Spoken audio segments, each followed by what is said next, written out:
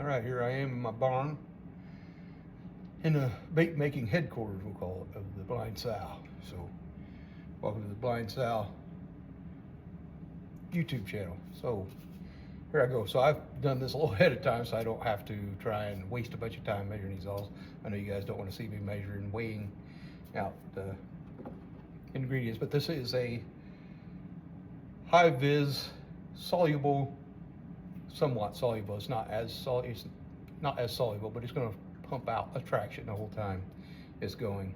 It will eventually go away, but it's going to last all night on your hook bait.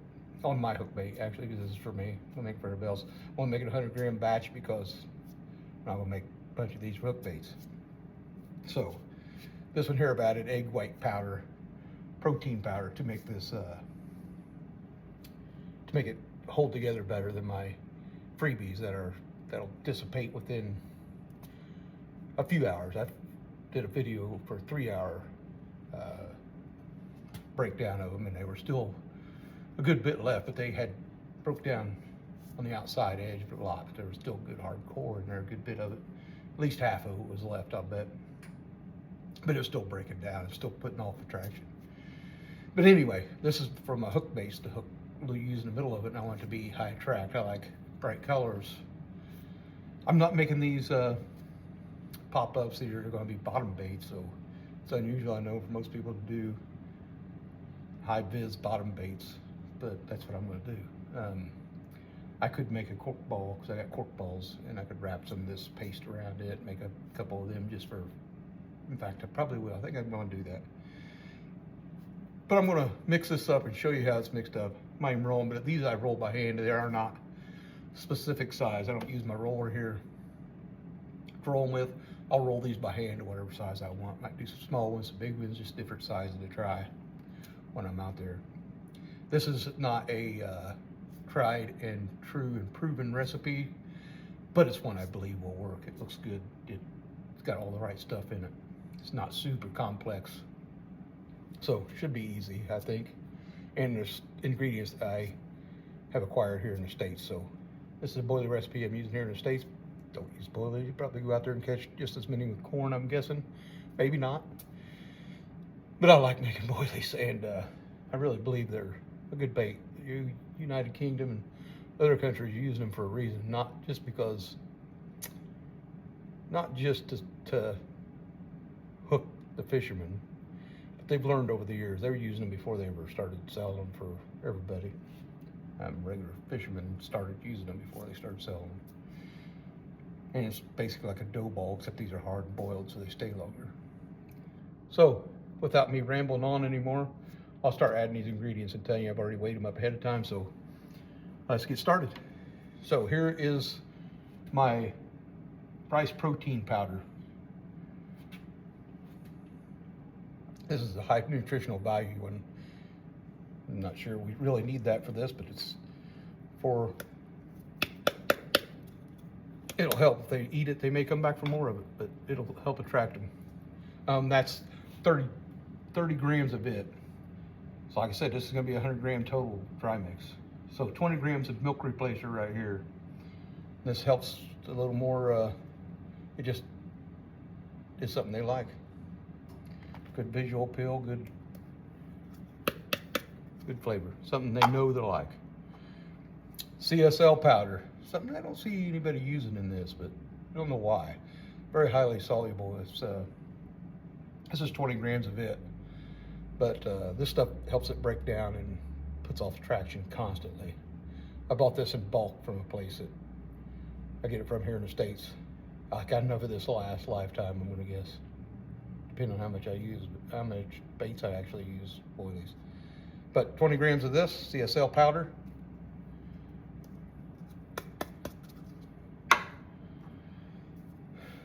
20 or 15 grams of this egg white protein powder. This is what's going to be, harden it and hold it in. It's going to be it'll keep it from breaking down so fast. So this is going to make it last a lot longer on your hook. 15 grams of it.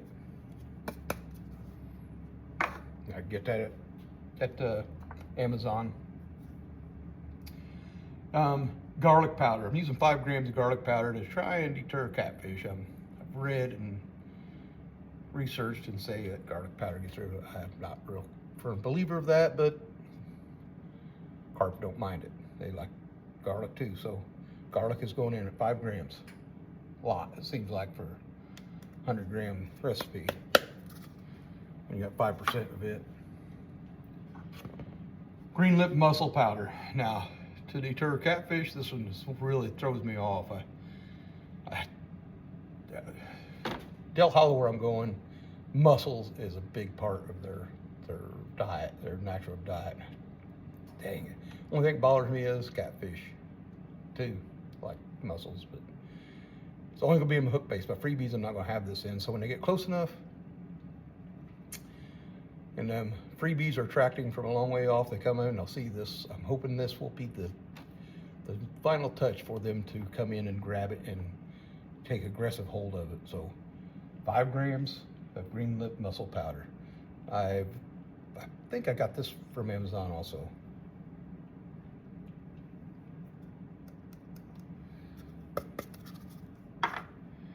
Citric acid. This one here, from my understanding, what I've read, like I said, I can't say I am a scientist and understand all the workings of it, but it's a known thing that carp like. This seems like a lot to me. 5 grams of citric acid in a 100-gram recipe, so 5% seems like an awful lot, but this is what I've researched and found that is acceptable for some. Just from a hook bait. This isn't going into their freebies. So it's just to change the pH level around the water and draw them in or make them attracted to it more. They'll come in and they'll see it and they'll focus on that spot because the pH is different in that area. So 5 grams of it, be it too much or not. And if you guys want to know, stay tuned because I'll be using this. I'm taking these down to Del Hollow. In fact, this is going to be on my hook bait. It's going to end up being pink. Saying that, I'm putting white in. So this is going to be a teaspoon of white, which is 2.5 to 3 grams of this white dye I've got, powdered dye. It's Roxy and something food grade dye. So I'm adding it just for coloring. So like I said, 2.5 to 3 grams or 1 teaspoon. That is all of the dry ingredients. And I added the white to this. I'll be adding pink because I actually want my hook bait to look pink. So I've got a pink dye. Oh shoot, I put it up. I didn't get it out. I got a pink dye that I'm actually going to add to this too. So, but I'm adding it to my liquids. In fact, I'm supposed to have already added it. Ooh, this might be bad. But anyway, so here's what it looks like. See it? Looks pretty cool, doesn't it? So that's my dry ingredients. I'll mix them up and then I will start adding the liquid to get it to mix right here in just a second. So I'm gonna pause and add my pink dye to this liquid. Okay, here I am. I'm gonna add the dye to my liquid. I should have already added it to just the glycerin, what I should have done. So I messed up. I'm not sure how well this is gonna mix with this because it's a lot of other liquids. So adding this, it's a, by the way, that is the dye I'm going to use for pink. Got it from Big Carp Tackle. I'm going to use a 1/4 teaspoon of this 100 gram recipe. So 1/4 teaspoon, this is pretty potent stuff, they say. We're going to find out, but you can see my liquids, I've already mixed them. I'll read them off to you here in a second, but I've already mixed them because I didn't want to go through the trouble of trying to explain to you what all those was. And anyway, 1/4 teaspoon of that to it. So I'm wondering how this dark liquid is going to affect pink. This looks like it's mixing all right, even though I didn't just mix it with the glycerin.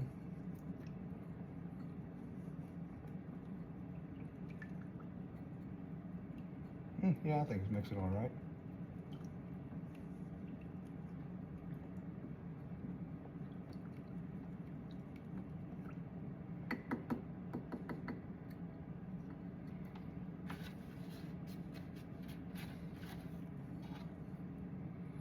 can see the color of it. So I'm gonna start, need to mix this dry up too. So to tell you what's in this,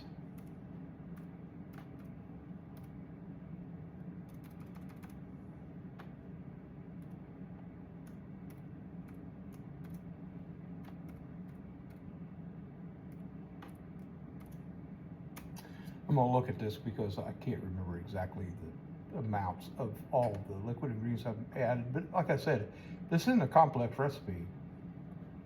And these things I have acquired through the States here, different places. Got a whole bunch of ingredients. I've done a lot of testing on mixing. I can't say I've done a lot of testing on fishing because I don't get to fish as much as I want to. Maybe I need to start giving some to people to test out for me. But anyway, let me tell you what's in here. So this is 15 milliliters of liquid CSL, so corn steep liquor. 15 milliliters of it. This was actually not my homemade stuff I made from my powder, and look, but I kind of wished I had it because I'm not sure how good this is. I've kept it in the refrigerator, but I got it. It's dynamite from Big Carp Tackle, but stuff doesn't last forever. It does ferment after a while, but I've kept it in the refrigerator for quite a while, maybe too long. 10 milliliters of vegetable glycerin. Everybody knows what that is, maybe not. If you're making baits, you probably know what it is. VG, vegetable glycerin. 3 milliliters of Pukka Plum. I forget which brand it was, but Pukka Plum is what the flavor is. It was pineapple is what I originally did, but I ran out of wait for more to come from Big Carp Tackle, which is Rod Hutchinson's pineapple flavor I like. 1 milliliter of N-Butyric Acid, which seems like a lot to me for this, but I don't think you can use too much. Another thing, it makes me wonder if it will attract catfish. They're saying it doesn't, but man, it smells like a freaking catfish magnet to me. And 5 drops of tangerine essential oil. So that is the liquid ingredients. And I've added the pink dye to it. So let me mix this stuff up. My powders. I usually put this in a bag and mix it up.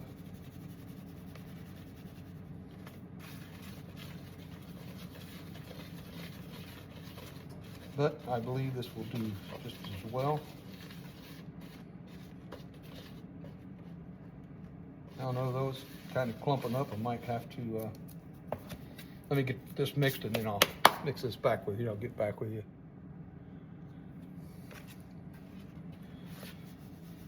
Okay, I got the dry ingredients all mixed up good. You can see it's mixed up really well.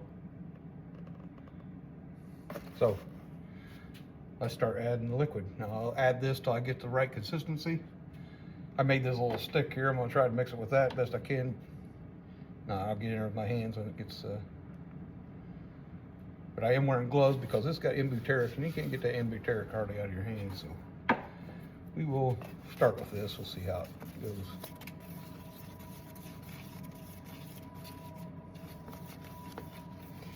Yeah, it's not gonna work very well.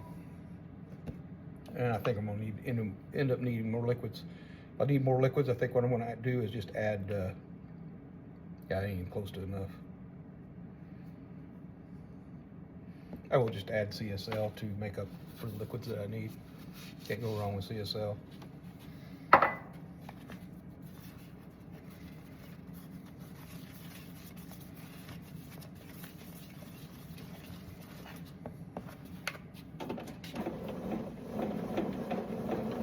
I like this table I've got.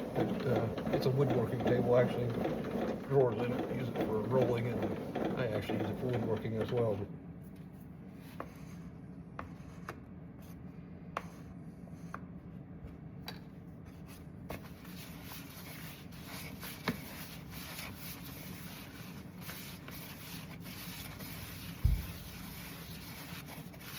it's definitely gonna need more liquids. I thought it was kind of light on that.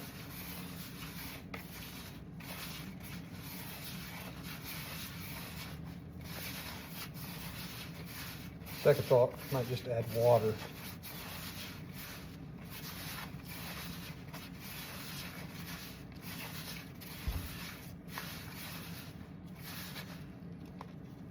Yeah, pink ain't coming through very well either.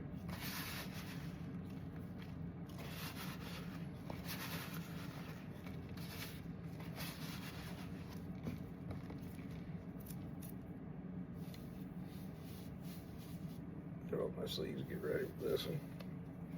This is usually a 1 egg recipe. 1 egg is equal to like 50 milliliters. 40 to 60 depending on the egg, but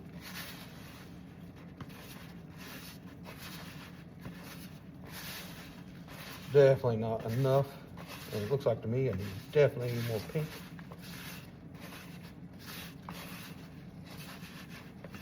So let me add some more liquids to this until I get it right, and some more coloring, because that ain't enough color. Not even close to being pink. Look at it. Not even close to being pink. Slightly. More like a tannish color. So we're gonna add more color. Okay, there's another 10 milliliters. I just did water. And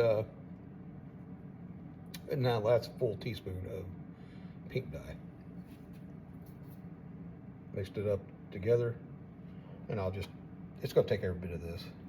Probably gonna take more than this, but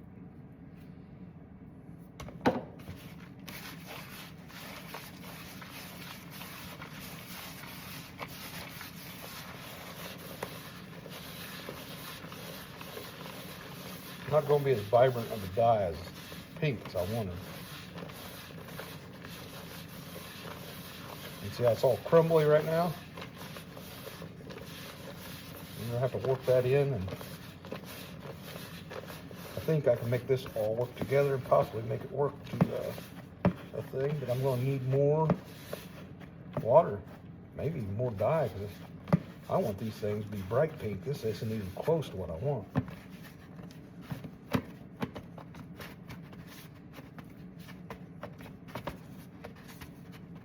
Stuff was supposed to be very concentrated. It's the first time I've used this dye.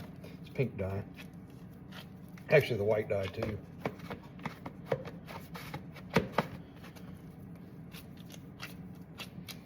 The consistency already isn't bad though. I find this consistency of this dough. You see it's sticky to my gloves, but it ain't bad. I do like the consistency. So I'm gonna have to add, and next time I make this, 10 more milliliters of liquids.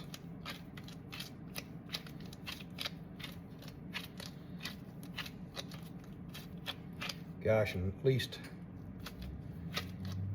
2 teaspoons of pink dye. I hate to just add it now, it might be too late. The liquid's about what I want. That's a good consistency of dough. I really like this dough. Feels perfect. I mean, look at that. That's really good dough. All right, I'm going to show you how to roll one of these cork balls. Tip to. All right, so cork balls. I get these. I think I bought these at Amazon. They're just little balls of cork. Perfect little round balls of cork. I don't know what size these are. They'll be much bigger than that when I roll. So I break off a piece of my homemade boilie dough. Not sure exactly how big. I don't do these all the time. I've made a few before. It's been a long time. But then I make a little patty out of them. Let's call them. I want it just to be enough to wrap around this thing. You don't want to roll these too hard, so you see I just take the ball. I've made me a start over. Just make me a little ball, probably about the size of this, maybe a little smaller, but then I'll mash this around it. And you don't want a real thick coating. You just kind of work it around it until it meets the other end of it. Sticking to me too much. Might have to take these gloves off to do this right.